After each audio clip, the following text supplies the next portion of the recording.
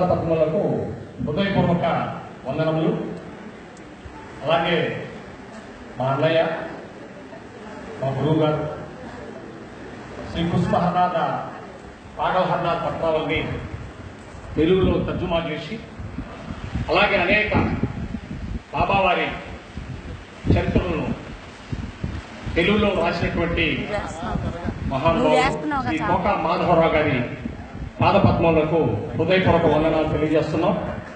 అలాగే ఈ యొక్క 81వ ఆనంద మేళోత్సవ కార్యక్రమం మన యొక్క ప్రచార సంస్థ వారు పొదిల్లో ఏర్పాటు చేసుకోవడానికి అవకాశం ఇవ్వడమైంది.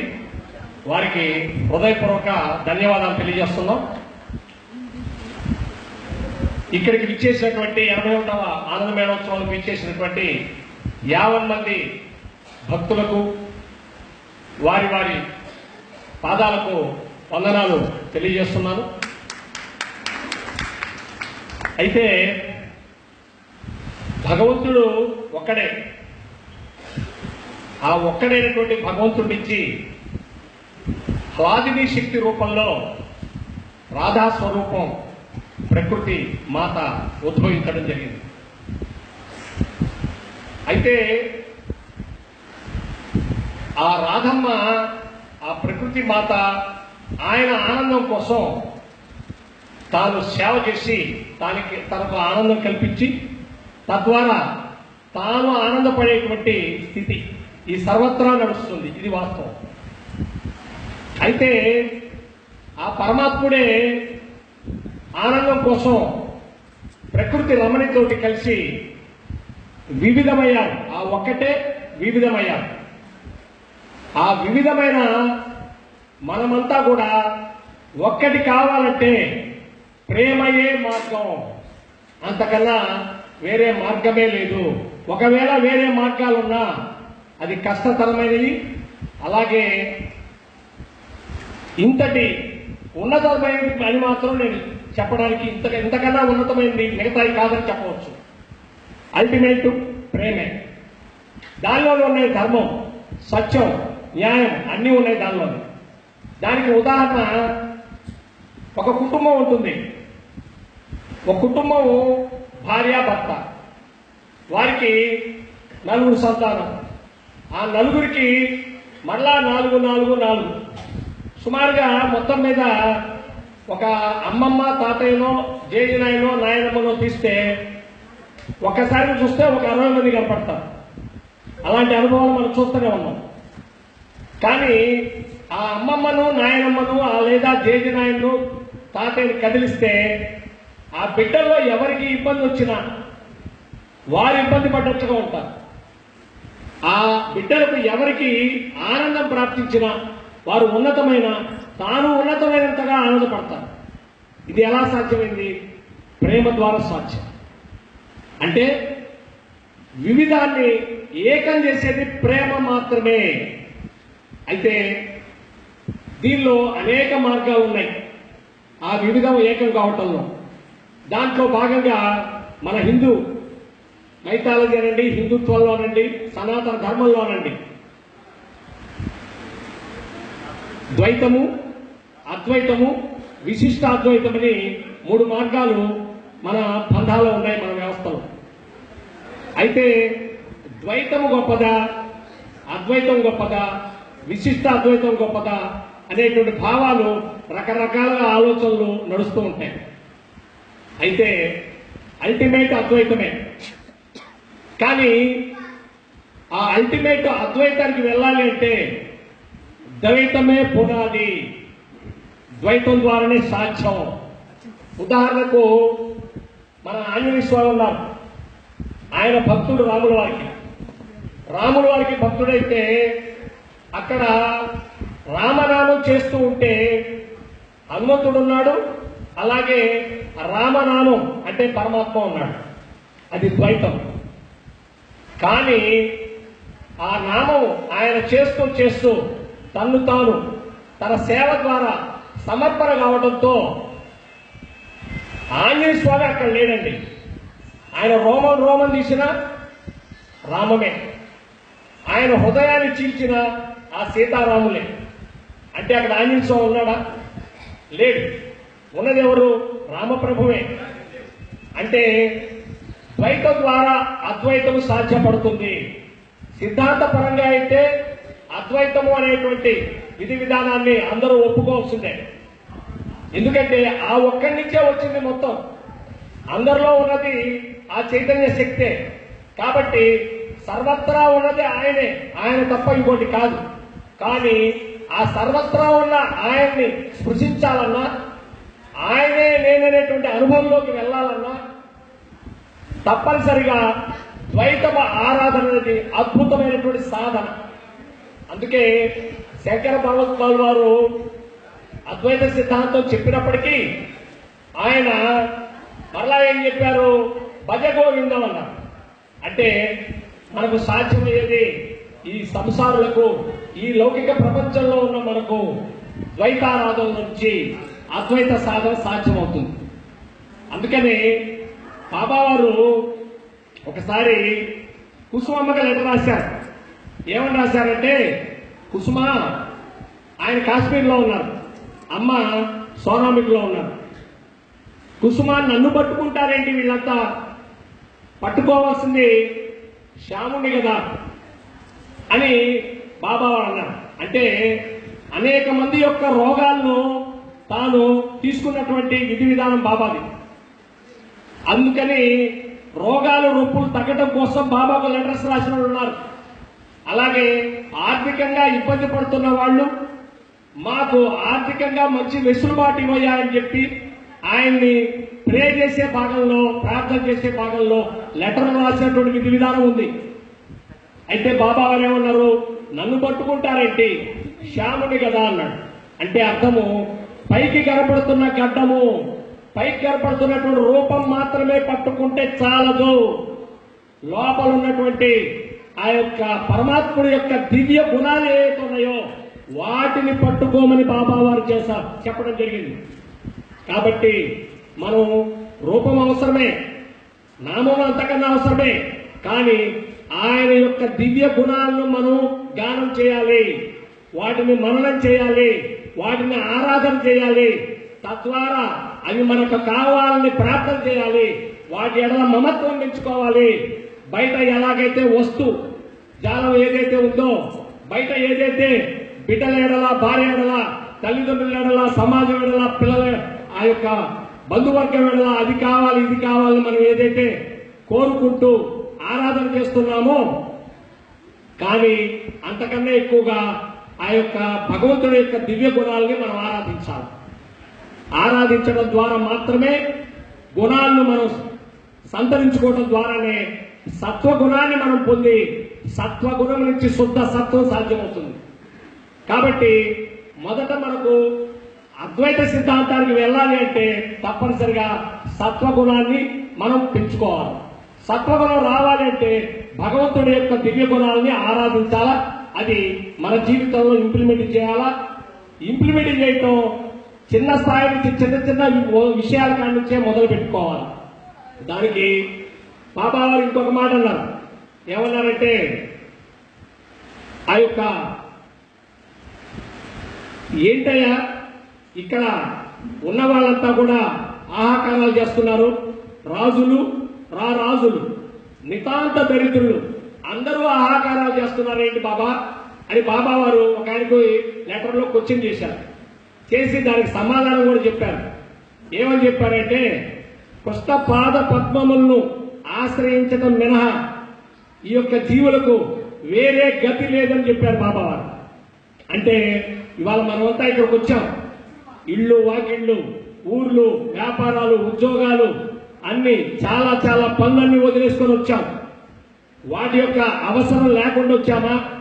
ఆ అవసరాలు అలాగే ఉన్నాయి, అవి కొనసాగుతూనే ఉన్నాయి. కానీ అక్కడి పొందనటువంటి ఆనందము, శాంతి ఇక్కడ పొందుతామని వచ్చాం. అంతే కదా ఆనంద మేళోత్సవాలకు రావటం అంటే. ఇవాళ వాస్తవంగా చెప్పాలంటే పండగ నిన్న 16తో కంప్లీట్ అయింది. కనుమ కంప్లీట్ అయిందో లేదో ఆ రాత్రికే బయలుదేరి వచ్చేశారు. ఎందుకని? ఇక్కడ ఆనందాన్ని అనుభవించాలి. కాబట్టి ఇక్కడ ఆనందం అనుభవించడం అంటే కృష్ణ పాద పద్మంలో ఆశ్రయించడం అని అర్థం. అయితే కృష్ణపాద పద్మంలో ఎలా ఆశ్రయించాలి? కృష్ణపాద పద్మం అంటే ఓన్లీ భగవంతుడి యొక్క పటం పట్టుకొని ఆ యొక్క పాదాలు పట్టుకుంటే సరిపోతుందా? లేదు, ఆ యొక్క విగ్రహం ఒకటి బ్రహ్మాండంగా చెక్కినటువంటి విగ్రహం ఉంటే ఆ పాదాలు పట్టుకుంటే సరిపోతుందా? అంటే ఆ పాదాలు పట్టుకుంటే కూడా ఎంతో కొంత తప్పనిసరిగా వారికి లభ్యం కావాల్సింది లభ్యం అవుతుంది, దాంట్లో అనుమానం లేదు. వాస్తవంగా భగవంతుడి యొక్క పాద పద్మంలో ఆశ్రయించడము అంటే ఈ విశ్వంలో ప్రతిదీ ఆయన ఇచ్చ లేకుండా ఏది జరగటం లేదు. ఏది జరిగినా అది మన మేలు కోసమే. కృష్ణుని రాజ్యంలో నిరానందానికి తావు లేదు, ఉన్నదంతా ఆనందమే. ఆయన ప్రేమ నుంచి ఉద్భవించిందే. అన్నింటినీ ఒప్పుకోవటం, స్వీకరించటం, తద్వారా దాన్ని ఆహ్వానించటం, దాన్ని అనుభవించడానికి సిద్ధపడటమే కృష్ణ పాద పద్మంలో అనుసరించడము, ఆశ్రయించడం అని తెలుసుకోవాలి. అయితే కృష్ణ పాద పద్మంలో మనము ఆశ్రయించగలుగుతామా? ఇది సాధ్యమా? ఇది సాధ్యమా అంటే సాధ్యమే. ఎలాగా? ఉదాహరణకు అమ్మా నాన్న ఉన్నారు. అమ్మా నాన్న యొక్క ప్రేమను మనమంతా పొందిన వాళ్ళమే. అమ్మ నాన్న వారి యొక్క ప్రేమను అనుభవంలో ఉన్న వాళ్ళమే. ఆ అనుభవంలో నుంచి అమ్మ మనకు ఏదైనా పని చెప్తే అది మనకు కష్టమైనా ఇష్టంతో చేస్తున్నావా లేదా? ఇందువల్ల అమ్మ మన శ్రేయస్సు కోసమే చెప్తుంది, చేయమంటుంది అనేటువంటి ఎరుక ఉండబట్టి, దాని వెనకాల వారి ప్రేమను మనం అనుభవించబట్టి. కాబట్టి పరమాత్ముడి యొక్క ప్రేమను ఇహంలో మనం అనుభవించడం ద్వారా మాత్రమే, తర్వాత ఆయన్ని ప్రేమించడం ద్వారా మాత్రమే ఆయన యొక్క దివ్య గుణాలను మనము అనుసరించడానికి, ప్రార్థన చేయడానికి, పొందడానికి కారణమవుతుంది. తద్వారా ఆయన ప్రకారం ఉండేటువంటి విధి విధానం మన మనసులో ఉంటుంది. పాత్రాధర్మం నడుపుతూనే తద్వారా మాత్రమే కృష్ణ పాద పద్మమును మనము ఆశ్రయించే విధి విధానం వచ్చినట్లు లెక్క. అలా కాకుండా ఓన్లీ ఆయన పాదాలు పట్టుకున్నాను, కొబ్బరికాయలు కొట్టాను, ఆయన చుట్టూ తిరిగాను అంటే సరిపోదు. కాబట్టి భగవంతుడి యొక్క దివ్య గుణాలని మనం ఆరాధించడం ద్వారా, అవి మనం సొంతం చేసుకోవడానికి మనం ప్రయత్నం చేయడం ద్వారా, దాని ద్వారా మాత్రమే నిజమైనటువంటి ఆనందము, తృప్తి ఈ ఇహంలో పొందగలుగుతామని చెప్పవచ్చు. అయితే ఆ యొక్క సత్వగుణం పొందడం ద్వారానే శుద్ధ సత్వం వస్తుందన్నారు. సత్వగుణం అంటే ఇతరులు సత్యంగా ఉండటం, అలాగే ఇతరులకు ఏదైనా కష్టం వస్తే దాన్ని మనం ఆ కష్టాన్ని తీర్చడానికి ప్రయత్నం చేయటం, అలాగే ఆ కష్టం తీర్చడంలో ఆర్థికంగా కావచ్చు, లేదా మాటల రూపంలో కావచ్చు, చేతల రూపంలో కానీ మనం చేయటం ద్వారా ఈ యొక్క సత్వగుణాలన్నీ వస్తుంటాయి. ఇతరులు ఎవరైనా కానీ మనల్ని అవమానించినా అతన్ని సన్మానించేటువంటి మనస్తత్వానికి వచ్చే విధి విధానం మనం అవలంబించాలి. దీనికి ఎట్లా అని అడుగుతుంటారు అందరూ. అవమానించిన వాడిని సన్మానించడం ఎట్లా? శాస్త్రంలో అయితే చెప్తుంటారు అవమానించిన వాడిని సన్మానించమని. కానీ ఇది ఎలా సాధ్యం? బాబా వారు చెప్తారు అవమానించిన వాడిని సన్మానించడం ఎట్లాగో. అవమానించడం వల్ల మనకేమైంది? మన మనసు చాలా కష్టపడింది, బాధపడింది, అంటే నష్టం కలిగింది. అదే మనకు అవమానం కూడా మేలు కోసమే అనేటువంటి భావన మనలో ఉంటే అవమానాన్ని హృదయపూర్వకంగా స్వీకరిస్తామా లేదా? మనకు ఎప్పుడైనా ఒక అవమానం వస్తుంది, ఆ అవమానాన్ని హృదయపూర్వకంగా ఎప్పుడు స్వీకరిస్తాం? అది నా మేలు కోసమైనటువంటి భావనకు వస్తే. బాబా వారు ఏం చెప్తారంటే, అయ్యా గతంలో నువ్వు ఎన్నో జన్మల నుంచి వస్తున్నావు, గతంలో ఎవరినో నువ్వు అవమానించావు, అందువల్ల నీ అప్పు తీర్చుకోవడానికి అతను నీకు ఉపయోగపడుతున్నాడు అవమానించి. అతను నీ యొక్క అప్పు తీర్చేవాడిని మనం ఎలా చూస్తాం? జనరల్ గా ఒక అప్పు ఉంటుంది, అప్పు తీర్చలేని పరిస్థితిలో ఉంటాం. ఎవరైనా వచ్చి నీ అప్పు తీరుస్తానంటే ఎంత ఆనందంగా ఉంటుంది, తృప్తిగా ఉంటుంది. అలాగా ఇతరులు మనం అవమానించడం వల్ల మనల్ని మన అప్పు తీరుందనేటువంటి భావానికి వెళ్ళేటువంటి విధానం బాబా వారు కొంత చెప్పుకొని వచ్చారు. ఇంకొక మాట ఏం చెప్పారంటే, మనకు అవమానించడం ద్వారా ఓర్పు, సహనం అనేటువంటి గొప్ప గుణాలు ఏర్పడడానికి కారణం అవుతుంది. సో ఓర్పు, సహనం ఎవరు నేర్పిస్తారమ్మా? ఎవరు నేర్పిస్తారు విశ్వంలో? అవమానించిన వాడు నేర్పిస్తాడు. అందుకే ఆ యొక్క బాబా పాటల్లో ఏం చెప్తారంటే, శత్రువు నీదే, మిత్రుడు నీదే. మిత్రుడు నీదే అంటే మనకు మేలు ఎవరైతే చేస్తున్నారో, మనకు ఎవరైతే హితం కోరుతుంటారో, మనతో ఫ్రెండ్షిప్ గా ఎవరైతే ఉంటారో ఆయన దయ అనుకుంటాం. మరి శత్రువు ఎలా దయ్యాడు? శత్రువు అనేవాడు దయ అనేదానికి ఆ పదానికి మనం ఒప్పుకుంటామా? ఒప్పుకోలేము. కానీ శత్రువు కూడా దయే. పాటలో వస్తుంది, అందరూ పాడుకుంటూ ఉంటారు. అది ఎలా దయ్యేది ఒక్కసారి ఆలోచిస్తే, శత్రువు అనేవాడు లేకపోతే నీ యొక్క సమర్థత సామర్థ్యం బయటకు వచ్చే అవకాశం ఉందా? శత్రువు అనేవాడు ఉండబట్టే కదా నీ దగ్గర ఉన్నది లాక్కోవటమో లేదా పీక్కోవటమో, నీకు ఇబ్బంది పెట్టడమో, నిన్ను డామినేషన్ చేయటమో, ఏదో ఎక్సెట్రా ఎక్సెట్రా జరుగుతున్నాయి. జరుగుతున్నప్పుడు ఆ రకమైనటువంటి విధి విధానం ఉండకపోతే నీలో సమర్థత పెరుగుతుందా? సామర్థ్యం పెరుగుతుందా? ఏదైనా ఓర్పు సహనం అనేది పెరుగుతుందా? ఇవన్నీ ఎవరి నుంచి వస్తున్నాయమ్మా? శత్రువు నుంచి వస్తుంది. కాబట్టి శత్రువు నీదయే. అట్లాగే కలిమి లేముల్లో లేమి కూడా నీదయే. వాస్తవంగా కలిమి మనదే అనుకుంటాం, అనుకుంటాం కదా. కానీ లేమి పేదరికం కూడా నీదయే. అది ఎలాగైంది దయ? ఆయన దయ ఎలాగైంది అంటే, ఉదాహరణకు అతనికి జరుగుబాట్లేని వ్యక్తి ఇతరులకు కష్టం వస్తే తన జేబులో తను తింటున్నటువంటి తిండిలో భాగమైనా కానీ తగ్గించుకొని ఇతరులకు ఇచ్చినట్టు వాడు గొప్పవాడా? లేకపోతే కోటాను కోట్లు ఆస్తిపాస్తులు ఉంచుకొని ఆ మూట దాంట్లో ఉంచుకొని ఆ మూటలో ఒక తొట్ట ఇచ్చినవాడు గొప్పవాడా? అంటే లేనిలో ఉన్నవాడు ఇతరుల కష్టాలు చూసి స్పందించి తన దగ్గర ఉన్నటువంటి రూపాయలు ₹1 కుటుంబానికి ఖర్చు పెట్టుకొని ఒక ₹1 ఇతరులకు ఇచ్చిన వాడే గొప్పవాడు. ఈ గొప్పతనం ధనవంతుడికి దక్కిందా? దక్కల. ఎవరికి దక్కింది? ఈ లేని పేదరికంలో ఉన్నవాడికి దక్కింది. అప్పుడు ఏమవుతుందండి? వాడు రూపాయి ఇచ్చిన 10 లక్షలతో సమానం. కాబట్టి లేమేమైంది? లేనితనం కూడా నీ దయే బాబా. అంటే చివరికి పేదరికం కూడా ఆనందమే. అలాగే రోగము నీ దయే, అలాగే ఆరోగ్యము నీ దయే. రోగం ఎలా దయ అవుతుంది? దానికి బాబా వారు చెప్తారు. ఏమని చెప్తారంటే, ఒక ఆయన బాబాకు లెటర్ రాశాడు. ఏమని రాశాడు? ఆయన, నేను చాలా అనారోగ్యాలతో ఉన్నాను, నేను తట్టుకోలేకపోతున్నాను. మీరు అనేక మంది యొక్క రోగాలు తీసినటువంటి విధి విధానం ఉంది, అందులో భాగంగా నా రోగాన్ని కూడా తీసేయమని బాబాకు లెటర్ రాశారు. రాస్తే బాబా వారు ఏం చేశారంటే, సుమారుగా ఆయన 2-3 లెటర్లు రాసిన సమాధానం రాయకపోతే ఆ వ్యక్తి ఎలా ఉంటాడు? చాలా బాధగా ఉంటాడు. అందుకు బాబా ఆ 3 లెటర్ల తర్వాత బాబా మళ్ళా రాయడం జరిగింది లెటర్. ఏమని చెప్పాడంటే, నాయన,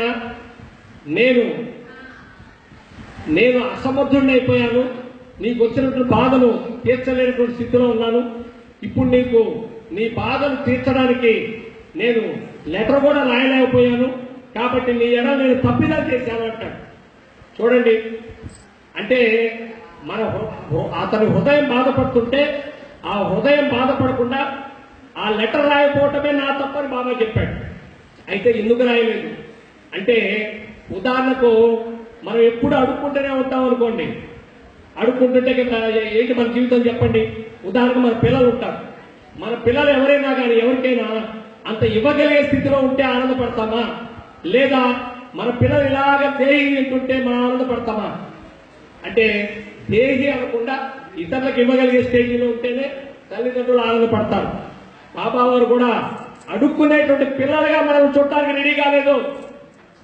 కాబట్టి అడుక్కోవడం కాదు, అడుక్కునేవాడిని కూడా అడుక్కోకుండా వాడికే వాడు సొంతగా కాళ్ళ మీద నిలబడేటువంటి వ్యక్తిత్వము, వ్యక్తి విధి విధానం తయారు చేసుకుంటే బాగుంటుందని ఆ పొందాలో తీసుకెళ్తారు బాబా వారు. ఎన్నిసార్లు అడుక్కుంటామండి? ఈ శరీరం ఏమో అశాశ్వతం, శరీర లక్షణమేమో వయసు పెరిగే కొంది అనారోగ్యం. ఇప్పటిదాకా వాడుకున్న దానికి అద్దె కట్టాలక్కర్లేదా? మరి అద్దె కట్టకుండా ఈ జన్మ కంప్లీట్ చేసుకుంటాం, మరలా జన్మ వస్తుంది.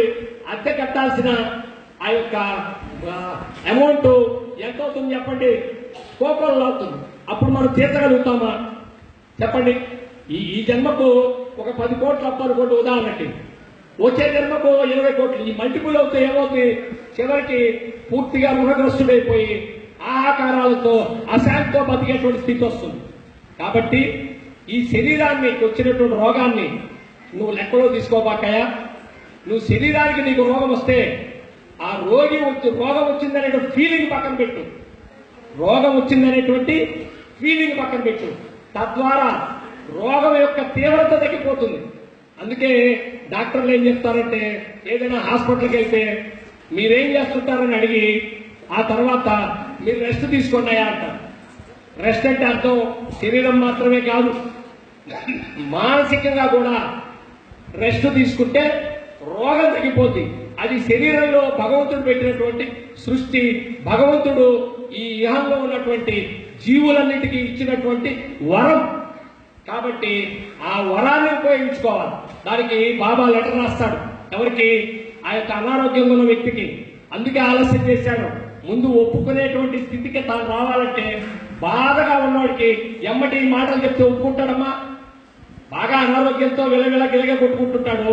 ఆ సందర్భంలో నాయన ఈ శరీరం లెక్కలో తీసుకోబాకు, ఈ అనారోగ్యం అంతే దాన్ని వదిలేసి భగవన్నామం చేసుకో అంటే ఒప్పుకుంటాడా? ఒప్పుకోలేడు. అందుకని బాబా వారు ఆలస్యం చేశారు లెటర్ సమాధానం రాయటం. ఎప్పుడు ఆలస్యం చేస్తాడో వీడికి వీడే మరణం చేసుకుంటాడు. ఓకే, వచ్చిన జబ్బు తప్పదు, అనుభవించడం తప్ప వేరే మార్గం లేదు అనేటువంటి యాక్సెప్టెన్సీ, ఒప్పుకునేటువంటి దశ దిశ అతనికి ఏర్పడే వరకు కొంత ఆగాడు బాబా లెటర్ రాయటం. అప్పుడు మొదలు పెట్టాడు బాబా, నాయన నువ్వు ఒక మహానుభావుడు, ఒక బ్రాహ్మణుడు ఉన్నాడు, ఆయనకు శ్వేతరోగం వచ్చింది. అంటే అప్పట్లో శ్వేతరోగం అంటే అంటువ్యాధిగా ఫీల్ అయ్యేవాళ్ళు. అంటే శ్వేతరోగం అంటే బొల్లి, అంటురోగంగా బాధపడేవాళ్ళు. కాబట్టి ఆ అంటురోగంగా బాధపడుతున్నటువంటి వ్యక్తి ఆయన బాధపడకపోగా ఆయన కృష్ణుడి దగ్గర ఏం చెప్పుకున్నాడంటే, నాయన నీతో నేను ఉండలేకపోయాను, ఇప్పటిదాకా అందరితో ఉన్నాను, వాస్తవంగా నాడు ఒంటరి, నేడు ఒంటరి, రేపు ఒంటరి, కన్నయ్య ఎప్పుడు నువ్వే నాకు జంట అనేటువంటి పందాల మనస్సు లేదు. ఇవాళ నా భార్య, పిల్లలు, స్నేహితులు, ఆస్తి పాస్తి ఉన్నాయి కదా అని ఉండే ఉద్దేశంతో ఉన్నాను. కానీ ఇప్పుడు నన్ను వాళ్ళంతా వదిలేశారు. వదలడం ద్వారా శాశ్వతమైన నీతో జతకట్టగలిగాను. కాబట్టి ఆయనతో జతకట్టడానికి ఈ శ్వేతరోగం ఉపయోగపడిందని ఆనందంగా కేరింతలు కొడుతూ భగవన్నామం చేస్తూ ఆ యొక్క భజన చేస్తూ కాలం గడిపినటువంటి ఒక మహానుభావుడి యొక్క చరిత్రను బాబా వారు పరిచయం చేశారు. చూడండి, రోగి యొక్క రోగం కన్నా కూడా నేను రోగి అనేటువంటి బాధ నుంచి ఆ వ్యక్తిని బయటికి తీసుకొస్తున్నాడు బాబా. అదే బాగా అన్నాడంటే అంతటితో ఆగాడా. ఇంకొక మాట చెప్పాడు బాబా. ఏమని చెప్పాడంటే, నాయన ఒక బ్రాహ్మణుడు ఉన్నాడు, పేరుతో సహా చెప్పాడు, నాకైతే ఆ గుర్తులు ఉండవు. ఆయన ఉన్నాడు, ఆయనకు ఆ యొక్క శరీరంలో పుళ్ళు పడ్డాయి. పుళ్ళు పడితే ఆ పుళ్ళల్లో నుంచి ఆ యొక్క పురుగులు అవి కింద పడుతుంటే వాటిని జాగ్రత్తగా పట్టుకొని మరలా ఆ పుండులోకి జొప్పించుకునేవాడు ఎవరు? ఆ బ్రాహ్మణుడు. ఎందుకయ్యా అంటే ఒక అంతటా అనేది కృష్ణ చైతన్యమే. కృష్ణ చైతన్యం కాకుండా ఇంకోటి ఏమైనా ఉందా? లేదు. సో ఆ పురుగులో కూడా ఏముందమ్మా? ఆ చైతన్యం ఉంది. మరి కన్నయ్య పురుగు రూపంలో వచ్చి ఆహారం కోసం నన్ను ఆశ్రయించాడు కదా. కాబట్టి అలా ఆహారాన్ని తింటున్న సందర్భంలో నేను అవి కింద పడితే ఆహారం లేక ఇబ్బంది పడుతున్నటువంటి ఆ పరిస్థితి నుంచి ఆహారం అందించిన వాడిగా మిగిలిపోవాలని ఆ యొక్క పురుగులు తీసుకొని లోపలేసుకున్నాడు. ఎవరు? ఆ బ్రాహ్మణుడు. కాబట్టి నువ్వు ఒక్కసారి ఆలోచించయ్యా, నీకు వచ్చిన రోగం తప్పనిసరిగా ఆయన్ని ఆశ్రయించు, తగ్గుతుంది. నీ మనోభావాన్ని మార్చుకొని ఇండైరెక్ట్ గా చెప్పాల్సిన విషయాలని బాబా వారు చెప్పారు. తద్వారా రోగం ఏమైందమ్మా? భగవంతుడి దయైంది. లేకపోతే అశాశ్వతమైన శరీరం ఎప్పుడైనా వెళ్ళిపోయేది. ఇదే ఉండాలంటే సాధ్యమవుతుందా? ఇది అశాశ్వతం కదా. అశాశ్వతంలో నుంచి శాశ్వతమైన ఆనందం పొందుతామా? పొందలేము. ఆ పొందలేని స్థితిలోంచి శాశ్వతమైనటువంటి ఆనందం మనకు అందించే నిమిత్తంగా బాబా వారు నెగిటివ్ థింగ్స్ ఏవైతే విశ్వంలో అనుకుంటున్నామో, అవమానము, చేత్కారము, ధనము లేనితనము, లేకపోతే అన్నం లేకపోవటము, లేదా మాట్లాడే శక్తి లేకపోవటము, లేకపోతే అందరిలో విలువ లేకపోవటం, రకరకాలు ఒకటా కులం తక్కువ అదో ఇదో 100 రకాలు ఉన్నాయి మనిషి అన్న తర్వాత 1000 రకాలు ఉన్నాయి. ఆ రకాలన్నింటిలో నెగిటివ్ థింగ్స్ లో ఉన్నదంతా పాజిటివే. There is no negative. Krishna రాజ్యంలో నిరానందానికి తావు లేదు, ఉన్నదంతా ఆనందమే అని బాబా వారు నొక్కి వక్కానించి మనల్ని ఆ త్రోవలో పొయ్యే నిమిత్తమే మన కుసుమారనాథ్ పాగల హరనాథ్ రూపంలో మనకు ఎప్పుడు మనతో ఉన్నవాడే. అందుకే క్రిస్టియానిటీలో చెప్తారు, వాక్యం ఈజ్ ఈక్వల్ టు భగవంతుడు అంటారు. అవునా కాదా ఆలోచించండి. నీకు నిరానందం వచ్చినా నీ భావమే, ఆనందం వచ్చినా నీ భావమే. ఆనందానికి ఒక ఆలోచన, నిరానందానికి ఒక ఆలోచన. ఈ ఆలోచనకి వాక్యమే బెస్ట్.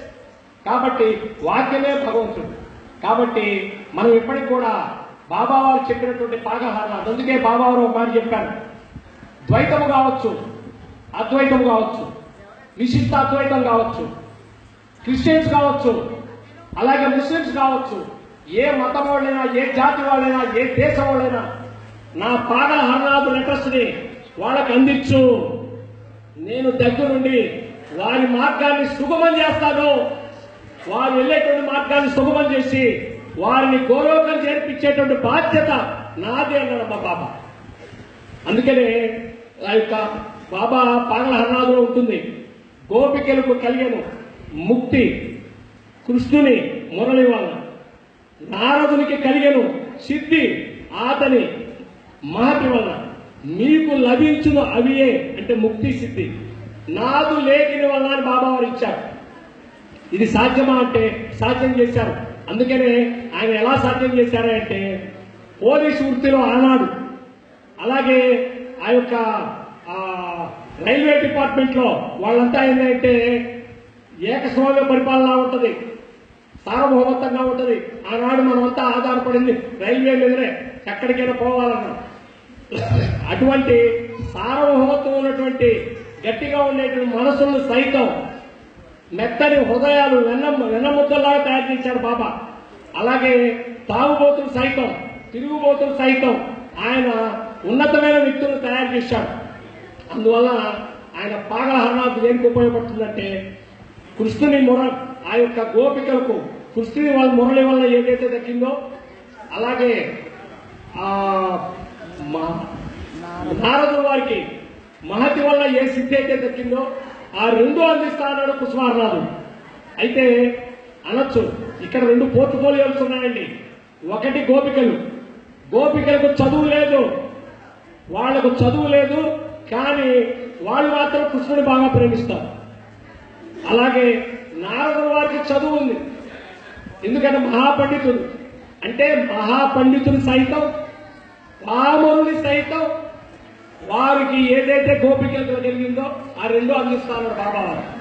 అంటే బాబావారి పాగల హరనాథులో ఉండేటువంటి ప్రతి వాక్యము, దానిలోని ప్రతి అక్షరం వెంట ఆయన ప్రేమ కురుస్తూనే ఉంటుంది. ఆయన ప్రేమ తప్పితే దాంట్లో రెండోది ఉండదు. అలాంటి పరిపూర్ణమైనటువంటి ప్రేమమయమూర్తి. అలాగే ప్రేమ మార్గం వివిధాన్ని ఏకం చేసి ద్వైతం నుంచి అద్వైతం కావడానికి ఉండేటువంటి ఈ సంసారంకి, లౌకిక ప్రపంచంలో ఉన్నటువంటి వ్యక్తులకి ద్వైతం నుంచి అద్వైతంకి వెళ్ళడానికి బాబా అందించినటువంటి ప్రేమ మార్గాన్ని మనం అనుభవిద్దాం. అలాగే ఆ ప్రేమలో మనం మునుగుదాం, మనం ప్రేమను పంచుదాం. కుసుమహార కుసుమహార కుసుమహార.